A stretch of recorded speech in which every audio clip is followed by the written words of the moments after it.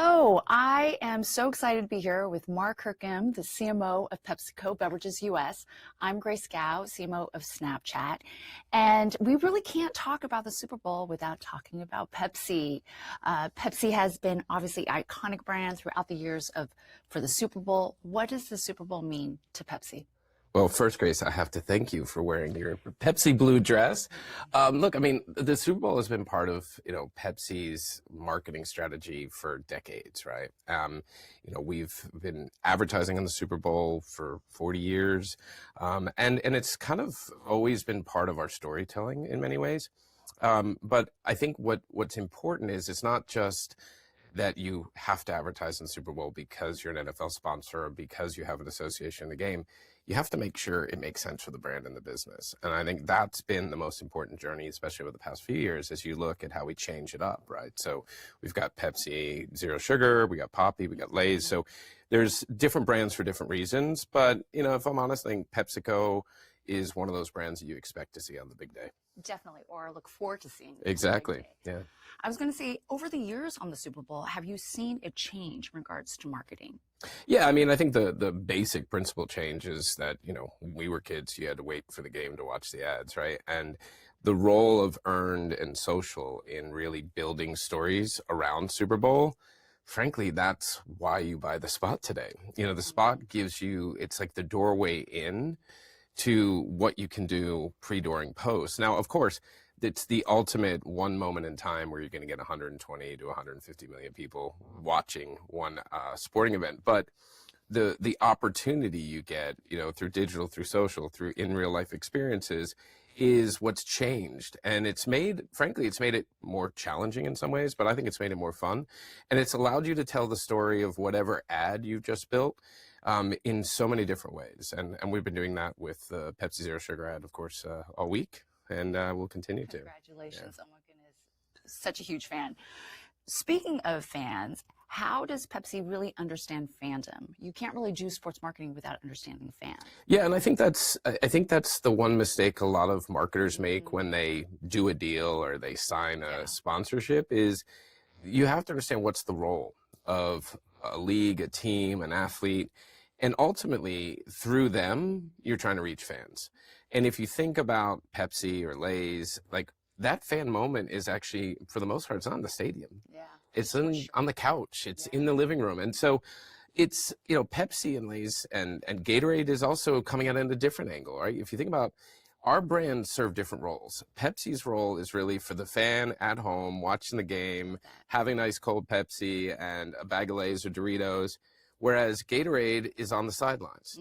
And Gatorade is part of culture, of course, with the dunk, but you're there with the game. You're as an athlete. And so I think understanding the role of that relationship, and then more importantly, the role that your product and brand plays, is the most important part. And we're lucky to have brands across different segments and categories that can play those unique roles. And then some, that can be there together. So if you think about a couple of years ago, we did an NFL spot with Lay's and Pepsi together. So I think there's just, that's the first question you're asked. It's not like, what team's available. It's what role would sports play? And when you do that, then I think you can find a special home. At the end of the day, the fan is our consumer, and our goal is to delight them.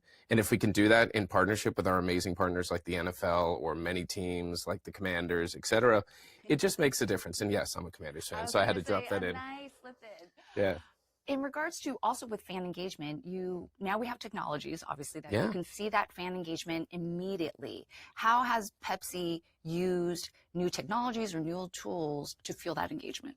Yeah, and I think what's important when we say technology, too many people in the world just jump straight to AI, right? And you work for a technology platform, and I think the reality is, think about it as, what are the platforms that drive engagement?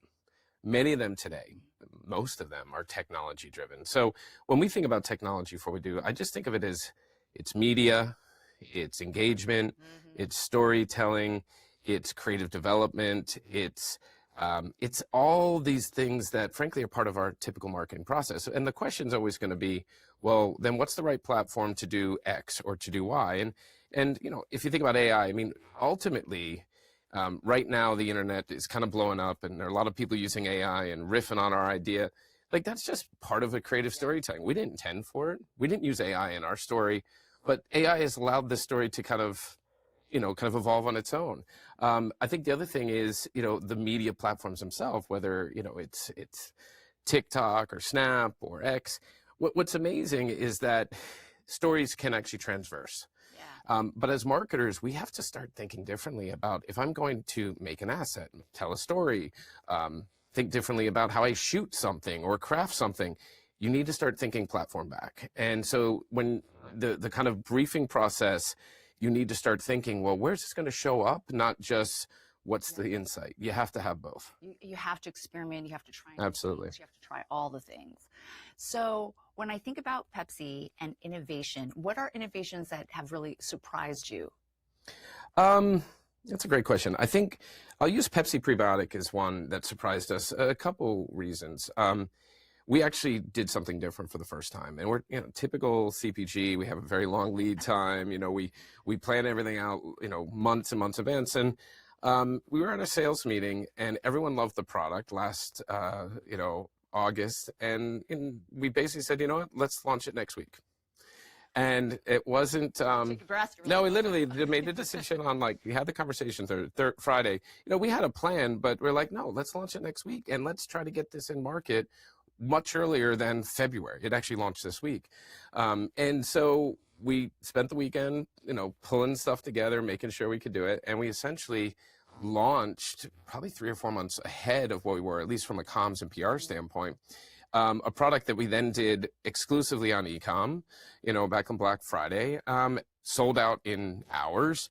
And it created just a new way of working. It created a lot of buzz. Product's amazing. And it gave us a great runway to essentially the retail launch, which is actually happening this week. So I think when you have new products, it gives you a chance to think differently about how you can launch them, not just whether consumers like them. And we got a lot of great stuff coming out. We've got a Dirty Do, which is a lot of fun. We've got we're restaging Muscle Milk. We've got Gatorade low sugar with no artificial dyes and colors. So there's just a lot of things happening this year. So it makes it a lot of fun. So as one of the most iconic, legendary sports marketers, what advice would you give sports marketing today? I think first off, it's important to build in-house capabilities. We have great partners on the outside, great agencies we work with, but we've also have 50 amazing people that work under Carolyn Braff in our sports and entertainment team. And they are internal experts. They manage the relationships, but they are an extension of our team. So I think the first thing is don't just outsource it, because then all you're doing is, both borrowing equity and borrowing capability. So that's the second thing I would say is be really clear on what the role of sports, regardless of sports, whether it's pickleball or the NFL, what is the role? What are you trying to do? Is it an awareness play? Is it a trial and engagement play? Is it because your CEO loves the sport? And sometimes that is the case. But I think you just really need to understand why. And then the third is don't treat it as a separate thing over here. It needs to be fundamentally integrated into your overall marketing mix. And I think we do a good job of that. There's always you can do better, but I think those 3 things are important. I think you do a pretty great job at it. Thank you so much, Mark, for today. It's always wonderful to see you. I can't wait for our next conversation. Thanks so much. It's great. Thanks, everyone.